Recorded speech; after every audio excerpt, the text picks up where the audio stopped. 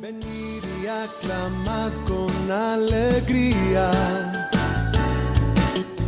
con júbilo cantemos a la roca de la salvación. Lleguemos ante Él con alabanza,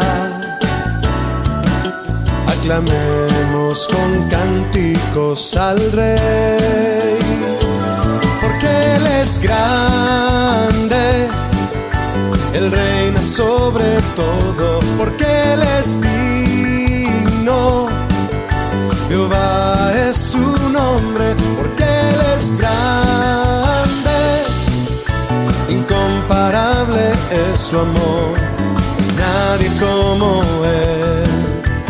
Grande es nuestro Rey, porque Él es grande, Él reina sobre todo, porque Él es digno. Jehová es su nombre, porque Él es grande, incomparable es su amor, nadie como Él. Grande es nuestro Rey.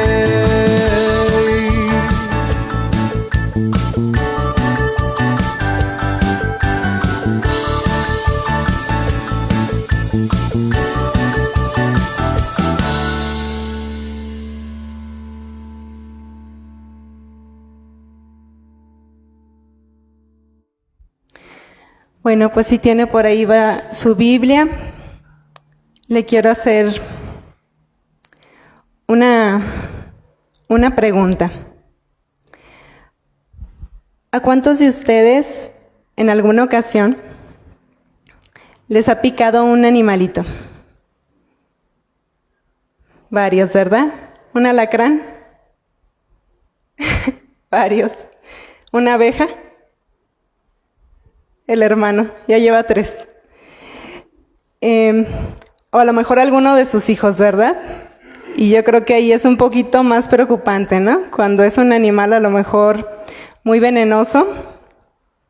Si tu hijo, por ejemplo, pues empieza a marear o empieza a sentir mal, pues te preocupas, ¿no? Y dices, bueno, vamos a llevarlo al doctor porque no puede respirar o porque está temblando, porque tiene vómito. Y es una situación difícil. Pero también sabe usted que hay algunas personas a las que, por ejemplo, les pica un alacrán y dicen que no les pasa nada, ¿verdad? Dicen, no, pues a mí me picó el alacrán, pero se murió el alacrán, ¿verdad? A mí no me pasó nada. Pero esto puede suceder con algún insecto como estos, ¿no? Pero ¿qué tal la picadura de una cobra? Eso ya sería otra cosa, ¿no? Este animalito habita en zonas tropicales y desérticas del sur de Asia y África. Es fácil reconocerle porque tiene una especie de capucha en la zona de la cabeza y cuando está irritado o en peligro, pues la extiende. Hace esto aplanando las vértebras de la cabeza para poder extenderse. En general, se alimenta de roedores y de aves. Los mata inyectándoles una neurotoxina por medio de sus colmillos. El veneno de las cobras es tóxico y tiene un efecto muy fuerte sobre el sistema nervioso. Además de morder e inyectar su veneno, algunas cobras, como la cobra escupidora occidental, escupen, como su nombre lo dice, el veneno, comprimiendo los músculos que tiene en los colmillos. Y estas cobras pues confían más en escupir el veneno que en inyectarlo, ¿no? Porque pues es de lejos. Y suelen apuntar a los ojos, provocando una ceguera temporal y a veces permanente de la persona. Si bien a algunos de nosotros podemos decir que a lo mejor nos picó un alacrán o una abeja y aquí estamos, ¿verdad? Estamos tranquilos. Si nos picara a lo mejor o nos mordiera un animal como este, pues sería muy diferente. Y bueno, esta noche vamos a hablar, si el Señor no lo permite, de un veneno que es mucho más poderoso, ¿verdad?, que el de este animalito. Le pido que me acompañe a la carta del apóstol Pablo a los Efesios, en el capítulo 4. Y mientras usted me acompaña, yo le voy a ir dando el contexto para citarnos en el tema.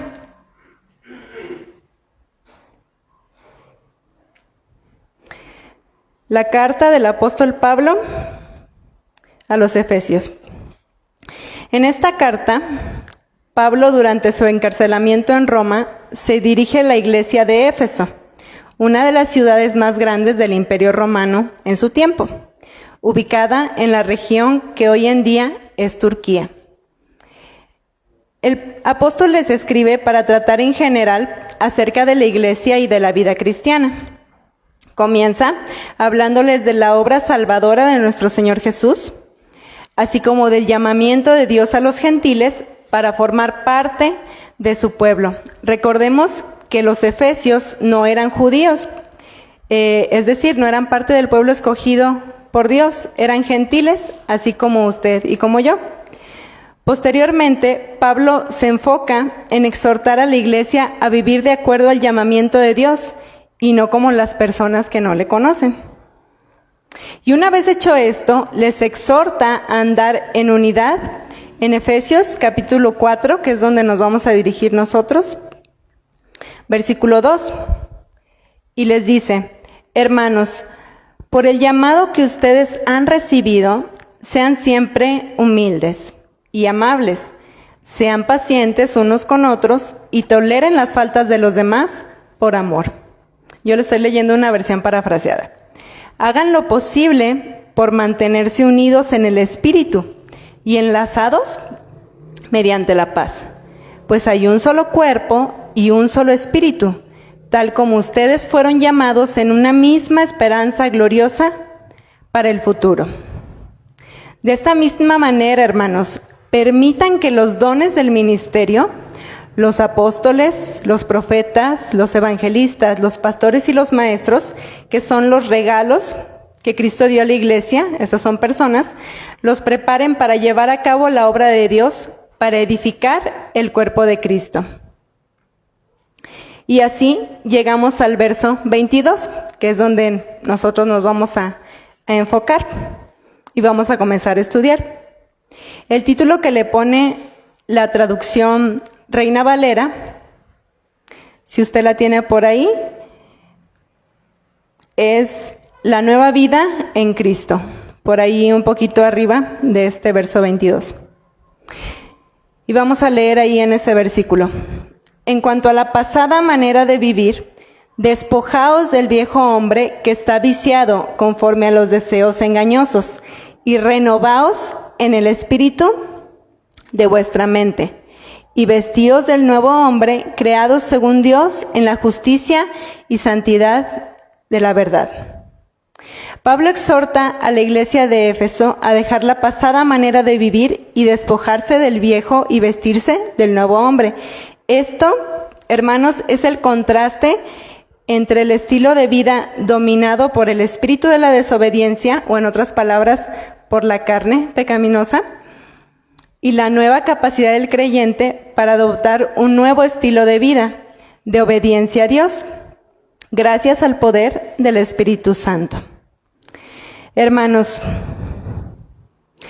¿de qué debemos despojarnos que forma parte de la antigua manera de vivir? Si quisiera que me diera usted algún ejemplo o algo que le venga a usted a la mente, ¿de qué debemos despojarnos que usted diga, eso ya pertenece al hombre viejo, ya no pertenece a mi vida ahora como cristiano? La maledicencia, la borrachera. ¿Alguna otra cosa? El chisme, el orgullo, los vicios. Todo eso pertenece a la pasada manera de vivir, ¿verdad? Y en el versículo 25 de Efesios 4, que es donde estamos estudiando, el apóstol nos empieza a decir, ustedes ya deben despojarse de todas estas cosas que yo les voy a decir, porque esto forma parte de su pasada manera de vivir, ya no debe formar parte de su nueva vida en Cristo. Y primero ahí nos dice, en el versículo 25, ¿qué dice ahí? La mentira. Por lo cual, desechando la mentira, esto es falsedad, hablen verdad cada uno con su prójimo, porque somos miembros los unos de los otros. Se los voy a leer en otra versión. Por eso, o sea, porque ya estamos en una vida nueva, ya no deben mentirse los unos a los otros. Todos nosotros somos miembros de un mismo cuerpo, así que digan siempre la verdad. Como hijos de Dios, hermanos, la mentira ya no debe formar parte de nuestro andar diario, ¿verdad que no? En ocasiones, con tal de salir de una situación difícil o de no vernos tan mal, ¿verdad? En una situación, se nos hace fácil, decir una mentira para salir del paso, ¿verdad? Si no llegamos a tiempo, si no llevamos algo al trabajo, se nos hace más cómodo mentir y no reconocer que fallamos y que debemos corregir. La palabra de Dios nos dice, sepárense de la mentira. Ese es el significado de desechar. Separar, poner lejos. Porque dice el versículo, desechando la mentira, despójense, pongan lejos de ustedes la mentira. Después vemos que dice el enojo. Dice, airaos pero no pequéis, no se ponga el sol sobre vuestro enojo, ni deis lugar al diablo. Ese malestar, ese desazón, enfurecimiento, no permitamos que nos ciegue y dañemos a nuestros hermanos o a nuestra familia. Si pasamos una situación difícil, tomemos un tiempo para orar, para tranquilizarnos y nunca corregir con enojo, ¿verdad? Porque en ese momento el enojo va a pasar, ¿verdad? Se nos va a olvidar, pero a lo mejor las palabras que le dijimos a la persona o al hijo no se le van a olvidar y se le van a quedar. Entonces, tomar ese tiempo y decir, no voy a corregir con enojo. Por esto, mis amados hermanos, todo hombre sea pronto para oír, tardo para hablar y tardo para irarse, porque la ira del hombre no obra la justicia de Dios. Si se enojan, no permitan que eso les haga pecar. El enojo no debe durarles todo el día. Después nos dice en Efesios 4:28, otra cosa de la que debemos de despojarnos, ahora que estamos nosotros en vida nueva, es el robo. Dice, el que hurtaba, no hurte más, sino trabaje haciendo con sus manos lo que es bueno, para que tenga que compartir con el que padece necesidad. Y el siguiente, que es algo de lo que ustedes ahorita comentaban, en el versículo 29, ninguna palabra corrompida salga de vuestra boca, sino la que sea buena para la necesaria edificación, a fin de dar gracia a los oyentes. Esta palabra que dice corrompida habla de algo podrido, algo que no vale nada. Esos son los significados en el original. Putrefacto también es uno de los significados de estas palabras. Y continúa Efesios 4:30. Y no contristéis al Espíritu Santo de Dios, con el cual fueron sellados para el día de la redención. Y finalmente, hermanos, llegamos al versículo 31, que es donde nos vamos a enfocar para la enseñanza. Otra de las cosas que ya pertenecen al viejo hombre, que dice la palabra de Dios que nosotros ya no debemos andar en esto, es la amargura. Efesios 4:31. Quítense de ustedes toda amargura. Y ahí vienen otras cosas, ¿verdad? Enojo, ira, gritería, maledicencia y toda malicia. Antes, sed benignos unos con otros, misericordiosos, perdonándose unos a otros, como Dios también los perdonó a ustedes en Cristo. Y bueno, hermanos, aquí nos vamos a centrar. Este es el punto de nuestro mensaje. Se lo voy a leer con una versión parafraseada, estos versículos. Líbrense de toda amargura, furia, enojo, palabras ásperas, calumnias y toda clase de mala conducta. Por el contrario, sean amables unos con otros, sean de buen corazón y perdónense unos a otros, tal como Dios los ha perdonado a ustedes por medio de Cristo, ya que han oído sobre Jesús y han conocido la verdad que procede de Él. En esta lista de aquello que el Señor nos manda quitarnos como parte de despojarnos del viejo hombre, en el versículo 31 aparece la amargura, como una de las cosas que desde que estamos en Cristo ya pasaron y no son más. Y aquí pues nos vamos a detener un poco, ¿verdad? Nos está diciendo que esto forma parte del viejo hombre, de la naturaleza caída, y dice que debemos quitarlo. La palabra quítense llama aquí mucho la atención. Uno de los significados es levar anclas, como de un bote, levar anclas, dando la idea precisamente de un bote que está en el puerto y que tiene el ancla, que lo tiene atorado, ¿verdad? Para que no se vaya mar adentro. De la misma manera, la amargura nos detiene y no nos deja seguir adelante en nuestro caminar cristiano, en nuestro servicio a Dios, ni recibir la gracia de Dios. Hebreos 12:15, ahí acompáñenme, por favor.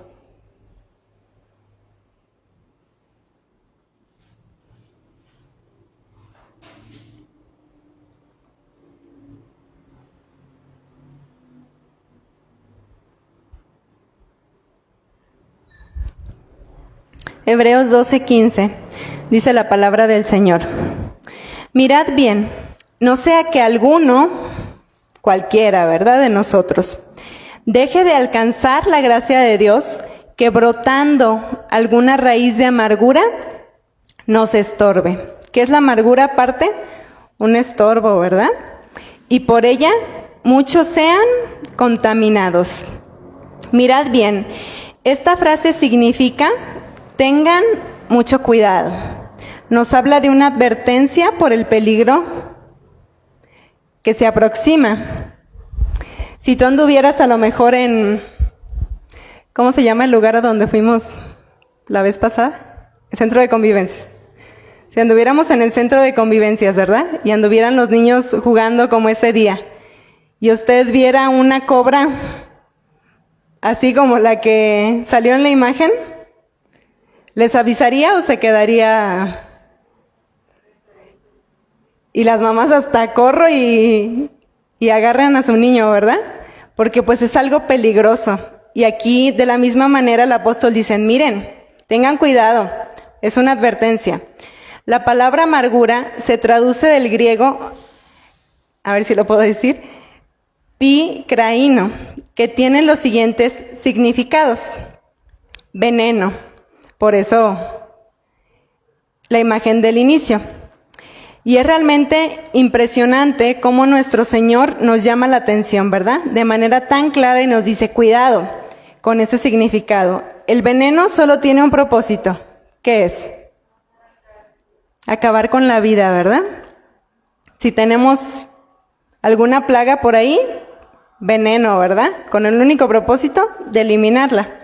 Otros significados son cortar, de amargura estoy hablando, pinchar, de manera activa ser áspero, punzar.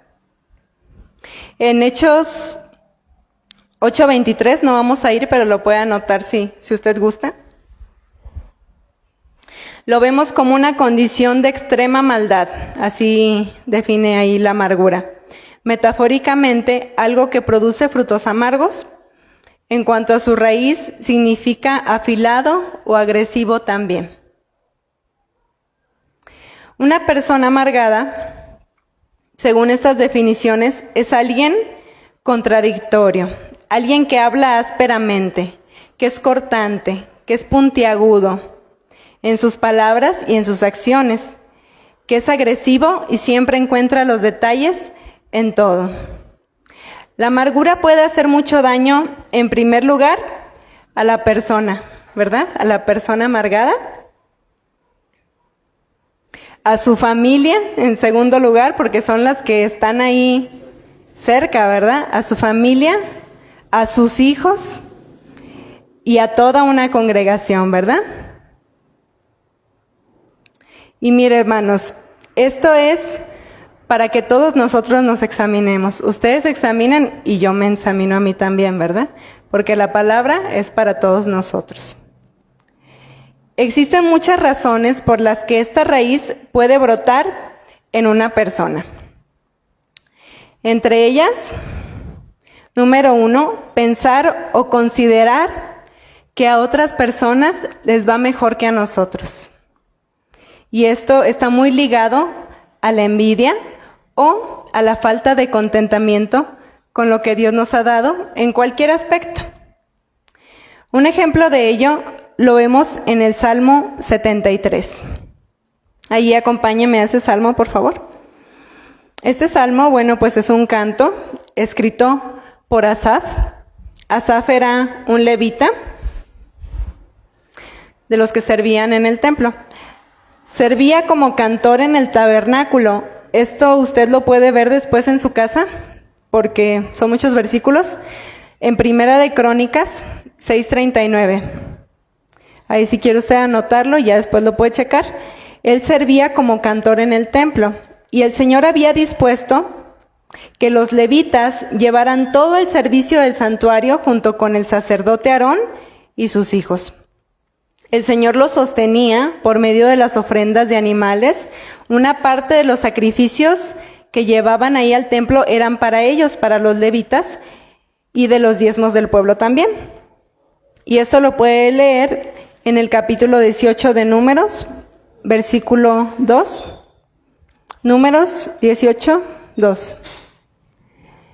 Y a tus hermanos también, la tribu de Leví, la tribu de tu padre, haz que se acerquen a ti y se junten contigo, y te servirán. Y tú y tus hijos contigo serviréis delante del tabernáculo del testimonio. Se juntarán pues contigo y tendrán el cargo del tabernáculo de reunión en todo el servicio del tabernáculo. Ningún extraño se ha de acercar a vosotros, y tendréis el cuidado del santuario y el cuidado del altar, para que no venga más la ira sobre los hijos de Israel.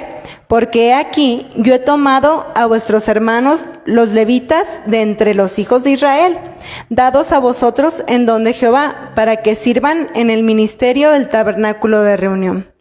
Todas las ofrendas elevadas de las cosas santas que los hijos de Israel ofrecieren a Jehová, las he dado a ti y para tus hijos y para tus hijas contigo, por estatuto perpetuo. Pacto de sal perpetuo es delante de Jehová para ti y para tu descendencia contigo.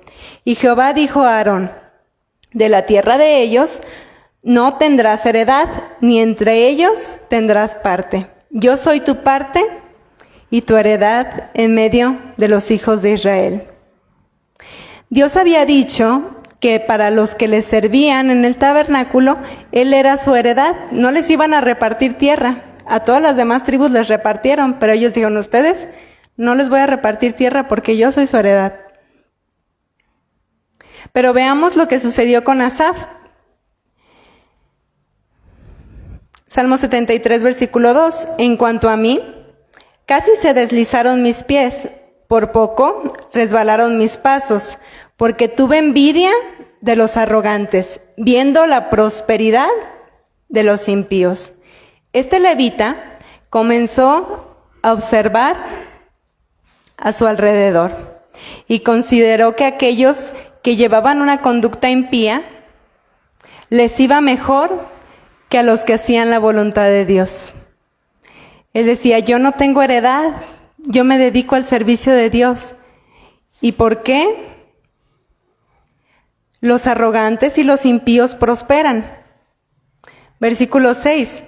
La soberbia, dice, los corona. Estaba aquí pensando, ¿verdad? Asaf en su corazón. Se cubren de vestido de violencia. Los ojos se les saltan de gordura. Logran con creces los antojos del corazón. O sea, cumplen todos sus propósitos, todo lo que quieren lo hacen, se les da todo. Según la percepción de Asaf, aquellos que no conocían a Dios lo tenían todo y llegó al punto de considerar que servir a Dios era en vano. Y esto puede ser una tentación para todos nosotros, ¿verdad? Porque estamos en nuestras diversas actividades y podemos ver a lo mejor a la gente que no conoce de Dios y decir, bueno, les va bien esto, aquello, pero debemos recordar que nosotros tenemos la heredad, que es a nuestro Dios. Versículo 12, sigue diciendo Asaf, he aquí, estos impíos, sin ser turbados del mundo, alcanzaron riquezas, ¿verdad? Lo económico. Verdaderamente en vano he limpiado mi corazón y lavado mis manos en inocencia. Atención al versículo 21. Dice, se llenó de amargura mi alma y en mi corazón sentía punzadas. Entonces, hermanos, una de las razones por las que pudiera llegar esta amargura a nuestro corazón es esta. La prosperidad económica de los impíos fue la que detonó la amargura en el corazón de Asaf, al ver que a su parecer les iba mejor sin realizar ningún esfuerzo. Consideremos qué situaciones tan insignificantes pueden llenar nuestro corazón de amargura. A lo mejor nada más el ver algo, el ver una situación, ¿verdad? Según el versículo 22 de este salmo, cuando tenemos amargura en nuestro corazón, nos volvemos torpes en nuestro actuar para con Dios, en nuestro hablar. Empezamos a hacer cuestionamientos a Dios y hablamos neciamente. Este tipo de situaciones pueden ocurrirnos no solo mirando la situación de los de afuera, que no conocen a Dios, sino también con los hermanos en la iglesia. Por tanto, la competencia y las comparaciones entre nosotros como hijos de Dios no vienen de Dios y no tienen cabida en su obra, porque pueden detonar este tipo de situaciones, ¿verdad? Otra razón, número 2, por la que podemos llegar a una situación como esta, de amargura, es por la pérdida de un ser querido o por la pobreza económica. Para este aspecto vamos a considerar a Noemí. Sí conocen esta historia, ¿verdad? Noemí, cuyo nombre significa placentera, era una mujer israelita que al considerar únicamente las circunstancias externas, sin pedir la guía de Dios, tomó la decisión junto con su marido Elimelech de salir de Belén, la tierra de pan, pues ese es su significado, Belén, para irse a vivir a Moab. Estando allí, el marido de Noemí murió, así como sus hijos, en la tierra de Moab. En Ruth 1:19, el libro de Ruth 1:19, ahí nosotros vamos a ver la escena cuando Noemí regresa a Belén junto con su nuera Ruth. Ahí ya su esposo había fallecido, sus hijos habían fallecido. Y pongamos atención en qué efecto ocasionó en Noemí la muerte de sus seres queridos. Ruth 1:19. Anduvieron pues ellas dos, hablando de Ruth y Noemí, hasta que llegaron a Belén, y aconteció que habiendo entrado en Belén, toda la ciudad se conmovió por causa de ellas, y decían, ¿no es esta Noemí? Y ella les respondía, no me llamen Noemí, dijimos que significa placentera, sino llámenme Mara, que significa amarga, porque en grande amargura me ha puesto el Todopoderoso. Y ya hasta el Señor salió aquí, ¿verdad? En grande amargura me ha puesto Dios. Y empezamos a buscar a quién echarle la culpa. En algunas ocasiones, cuando viene la muerte de un ser querido, o una situación muy difícil o muy dura, está esta tentación de la amargura, ¿verdad? De volvernos contra Dios. Dice el versículo 21, Ruth 1:21. Yo me fui llena, pero ¿quién dice que la dejó sin nada? Dios, ¿verdad? Pero Jehová me ha vuelto con las manos vacías. ¿Por qué me llaman placentera? ¿Por qué me llaman Noemí? Si Jehová ha dado testimonio contra mí y el Todopoderoso me ha afligido. Noemí, al estar tan concentrada en su amargura, perdió de vista la provisión de Dios que tenía en su nuera.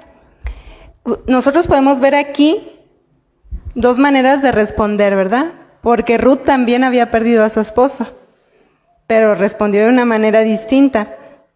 Y el Señor tenía un propósito aquí tan grande, porque si usted se fija y después estudia las genealogías, Ruth aparece en la genealogía de nuestro Señor Jesucristo. Entonces ahí había algo grande que el Señor iba a hacer, porque el Salvador iba a venir de ahí, ¿no?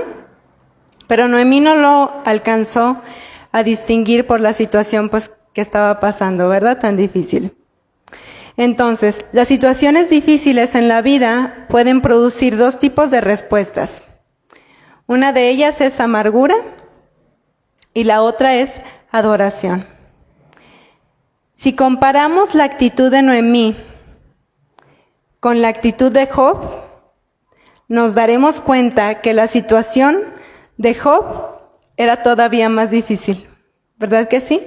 Porque él perdió todos sus bienes, perdió a sus hijos y aún él mismo su salud se deterioró, ¿verdad? Y todavía sus amigos los perdió y fueron y lo insultaron y todavía su esposa se puso contra él. Entonces él estaba en una situación todavía mucho peor, ¿verdad?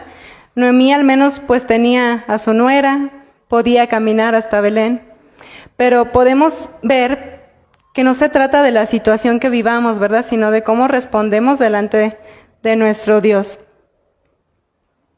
Dice la palabra que Job se postró y adoró. Esto usted lo puede leer en Job 1:20. Entonces Job se levantó y rasgó su manto y rasuró su cabeza y se postró en tierra y adoró. Y dijo: desnudo salí del vientre de mi madre y desnudo volveré allá. Jehová dio y Jehová quitó. Sea el nombre de Jehová bendito. Y esto es muy difícil, hermanos, porque a lo mejor nosotros podríamos decir: no, yo reaccionaría como Job. O no, yo reaccionaría como Noemí. No sabemos, ¿verdad? Si el día de hoy perdiéramos a un ser querido, o si perdiéramos todo lo que tenemos económicamente y nos quedáramos en la calle, ¿cómo reaccionaríamos? No lo sabemos, ¿verdad? Pero necesitamos edificar en nuestra confianza en Dios. Otro punto por el cual podemos amargarnos son las ofensas o las injusticias que pueden hacernos a nosotros o aún a otros que nosotros amamos. En ocasiones, ni siquiera la ofensa la sufrimos de manera personal y llegamos a amargarnos por esa situación. No sé si alguno de ustedes se ha dado cuenta o ha presenciado en alguna familia que a lo mejor al papá le hicieron algo, alguna situación, y eso se va a todos los hijos, ¿verdad? Y a toda la familia. Y ya todos los hijos están amargados por lo que le hicieron al papá contra esa persona. Entonces, a veces hasta por otras situaciones que no nos tocan, ¿verdad? Ya estamos amargados. O por ofensas que realmente nos hacen a nosotros, o injusticias que llegamos a sufrir. Y mientras estemos en este mundo caído, vamos a estar pasando situaciones. Entonces, ¿cómo vamos a responder? Cuando nosotros recibimos una ofensa, tenemos dos opciones, que es perdonar o amargarnos. Y como cristianos, y ya en el cuerpo de Cristo, el Señor nos deja hasta una guía, ¿verdad?, de cómo debemos tratar las situaciones cuando tenemos una ofensa. Si tu hermano peca contra ti, ¿qué debes hacer? Ve, ¿verdad? Y repréndele estando tú y él solos. Mateo 18:15. Y hermanos y hermanas, yo creo que lo tenemos que tener hasta memorizado, ¿verdad? Porque siempre va a pasar, siempre vamos a tener una situación, porque así como pueden pecar contra nosotros, nosotros pecamos contra otros. Y mire, hermano, si siguiéramos los pasos que nos dice la palabra de Dios, terminaríamos con tantos problemas muy rápido. Mateo 18:15, si tu hermano peca contra ti, ve y repréndele estando tú y él solos. Si te oyere, has ganado a tu hermano. Y aquí en la mayoría de las ocasiones termina el problema. Ve y trata de manera personal el asunto. Y en el siguiente versículo nos dice cuál es el siguiente paso, ¿verdad? Que nos dice la palabra del Señor. Si no te oyere, toma contigo 1 o 2, para que por la boca de 2 o 3 testigos conste toda palabra. Y otra vez, ve. ¿Sí se fija cómo nuestro Dios es tan maravilloso, que siempre la intención de la palabra de Dios es restaurar? Es volver a unir, es volver a restaurar la relación y que sigamos adelante. Entonces dice, vayan 2 o 3 testigos. Y es para que entre todos, pues, le animen, le redarguyan y se restaure esa relación, ¿verdad? Y ellos estén ahí. Si no los oyere, 17, dilo a la iglesia, se refiere a los líderes. Y si no oyere a la iglesia, tenle por gentil y publicano. Aquí ya es algo extremo, ¿verdad? Expúlsalo de la iglesia. Si no seguimos el consejo de la palabra, la raíz de amargura que brotó en el momento que no perdonamos, va a empezar a contaminar. Porque la amargura es un pecado social, que le gusta compartirse. No quiere estar solo, quiere reunirse. Y ahora, cuando nosotros ya identificamos esto, es importante que pongamos un alto, ¿verdad? Si a lo mejor usted ve a alguien que tiene ciertas actitudes, usted puede ministrarlo, ¿verdad? Decirle, hermano, mira lo que dice la palabra del Señor. Estemos en armonía, estemos en comunión. Acércate. Ven, a lo mejor en algún momento yo estuve así y te entiendo, así que yo te voy a ayudar a pasar esta situación. Porque ahí puede terminar todo, ¿no? La amargura tiene lugar en ese tercer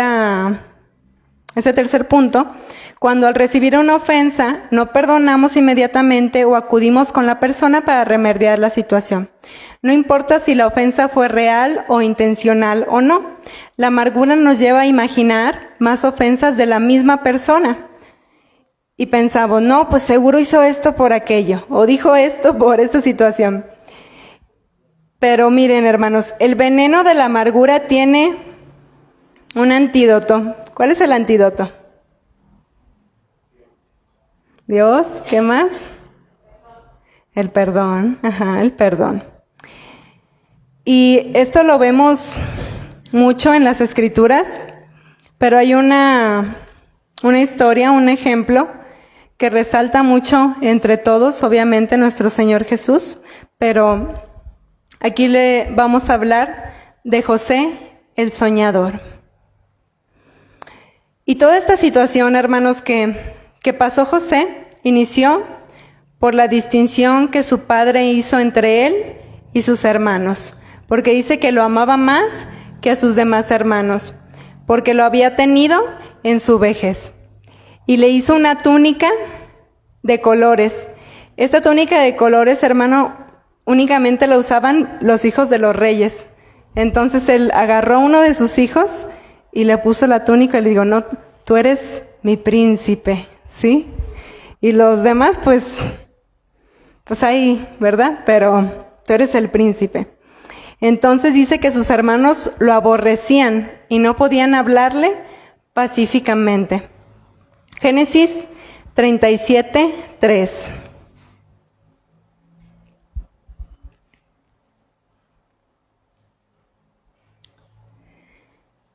Y amaba a Israel, a José, más que a todos sus hijos, porque lo había tenido en su vejez.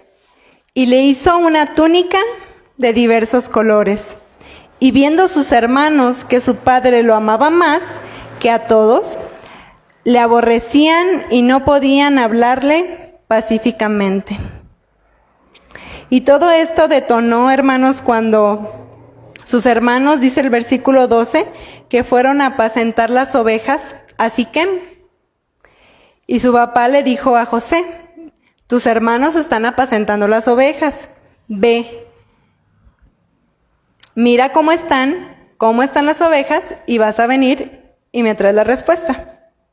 Y lo envió, dice la palabra del Señor, al valle de Hebrón, y llegó a Siquem. Y lo halló un hombre andando él errante por el campo, y le preguntó a aquel hombre diciendo: ¿qué buscas? Y respondió: ya se han ido de aquí, porque les preguntó por sus hermanos, ¿verdad? Yo les oí decir: vamos a Dotán. Entonces José fue tras sus hermanos y los halló en Dotán. Cuando ellos lo vieron de lejos, antes que llegara cerca de ellos, conspiraron contra él para matarle.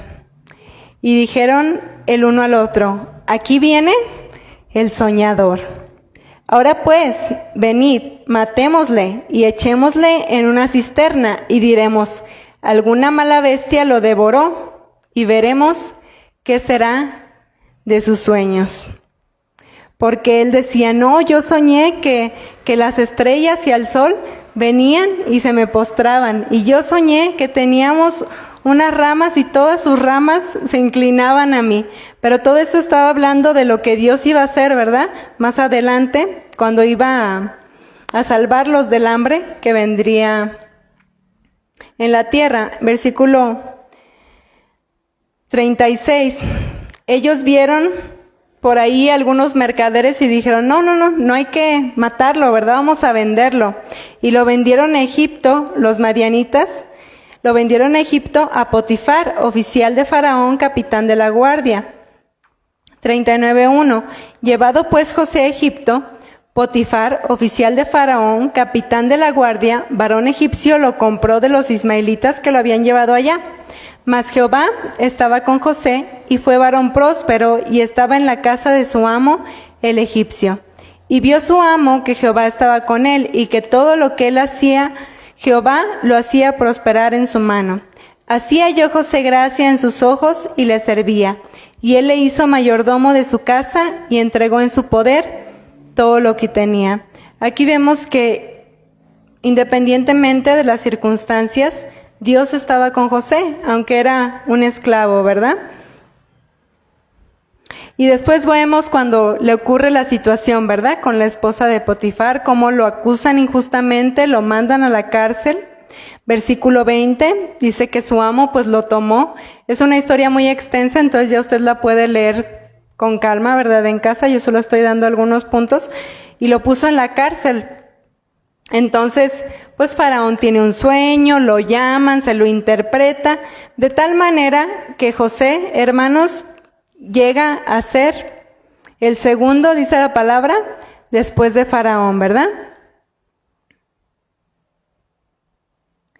Y viene la hambruna y todo lo que se suscitó. Entonces el padre le dice a sus hermanos: vayan a comprar comida, y llegan con José. Y José era el señor de la tierra, quien le vendía a todo el pueblo. Esto lo puede ver en Génesis 42:6. Y cuando llegaron sus hermanos, se inclinaron rostro a tierra a él. Y ahí vemos cómo se cumple, ¿verdad? Todo esos sueños que él había tenido. Y en Génesis 45:1, ya para no tomar más tiempo, dice la palabra del Señor. Ya cuando José se da a conocer a sus hermanos, usted conoce la historia. 45:1. No podía ya José contenerse delante de todos los que estaban al lado suyo, y clamó: hagan salir de mi presencia a todos.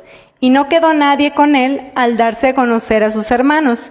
Entonces se dio a llorar a gritos, y oyeron los egipcios, y oyó también la casa de Faraón. Y dijo José a sus hermanos: yo soy José, ¿vive aún mi padre? Y sus hermanos no pudieron responderle porque estaban turbados delante de él. Entonces dijo José a sus hermanos: acérquense ahora a mí. Y fíjese, hermano, parece que aquí no tiene nada, pero si nosotros hubiéramos estado en esta situación y nos hubieran vendido y nos hubieran tirado a la cisterna y nos hubieran ido de esclavos y después hubiéramos ido a la cárcel y después viéramos a la persona que nos hizo todo eso, le diríamos: vente, acércate a mí. ¿Sí lo haríamos? Más bien decimos: no, allá, ¿verdad? Quiero volver a ver. Y ellos dicen que se acercaron. Y él le dijo: yo soy José, vuestro hermano, el que vendieron para Egipto. Y fíjese qué impresionante lo que dice el versículo 5. Ahora pues, no se pongan tristes, no se entristezcan, ni os pese haberme vendido acá. No se preocupen porque me vendieron, no importa, porque para preservación de vida me envió Dios delante de vosotros. ¿Qué les está diciendo? Ustedes no me mandaron acá, fue Dios. Así vemos todas las situaciones que nos acontecen. O cuando alguien nos hace algo y viene una situación mala a nuestra vida o perdemos algo, decimos: no, no te preocupes, fue Dios. José fue despreciado por sus hermanos. Lo maltrataron, lo golpearon, lo echaron en una cisterna, lo vendieron. Siendo libre, sirvió como esclavo en una familia egipcia. Lo acusaron falsamente, lo metieron a la cárcel y en su corazón no había amargura. José en la Biblia, hermanos, es un tipo de Cristo. Cuando lo maltrataron, no respondía con maldición. Y José entendía que Dios tenía la suficiente sabiduría, poder, conocimiento y control de la situación para tornar esa situación dolorosa en algo que a la postre le iba a hacer crecer conforme a su voluntad. Y en su corazón no había ni una gotita de amargura después de todo lo que pasó. Y a nosotros nada más con que no nos saludaron, ya, ¿verdad? Entonces, hermanos y hermanas, no depende de lo difícil de la situación que estemos pasando, ¿verdad que no? Sino de la respuesta que nosotros vamos a dar a Dios. Si tuviéramos este entendimiento, salud, de que el Señor está detrás de cada situación que nos acontece, aún del dolor más profundo que alguien nos pueda causar, o de la situación más difícil que nos pueda acontecer, tendríamos otra actitud ante las situaciones dolorosas y ante las ofensas. Y termina la historia de José, Génesis 41:50, y acompáñeme.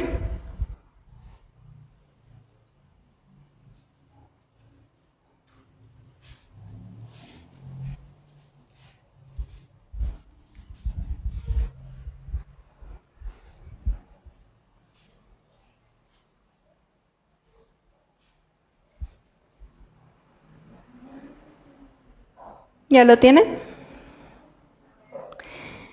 Génesis 41:50 dice: y nacieron a José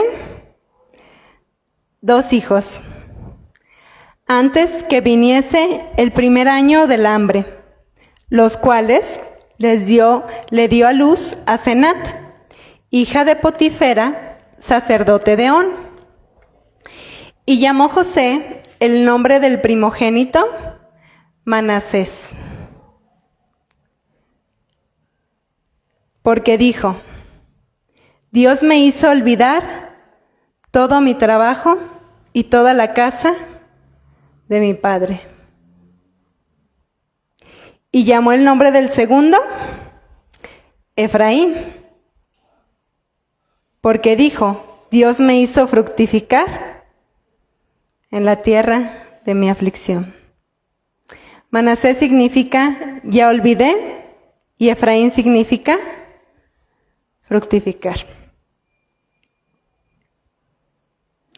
Entonces, hermanos, de esta misma manera, nosotros necesitamos primero olvidar, perdonar, para entonces poder fructificar. De manera personal, como familia y como iglesia también. Venid y aclamad con alegría, con júbilo cantemos a la roca de la salvación. Lleguemos ante Él con alabanza, aclamemos con cánticos al Rey, porque Él es grande, Él reina sobre todo, porque Él es digno, Jehová es su nombre, porque Él es grande, incomparable es su amor, nadie como Él. Grande es nuestro Rey, porque Él es grande, Él reina sobre todo, porque Él es digno, Jehová es su nombre, porque Él es grande, incomparable es su amor, nadie como Él. Grande es nuestro Rey.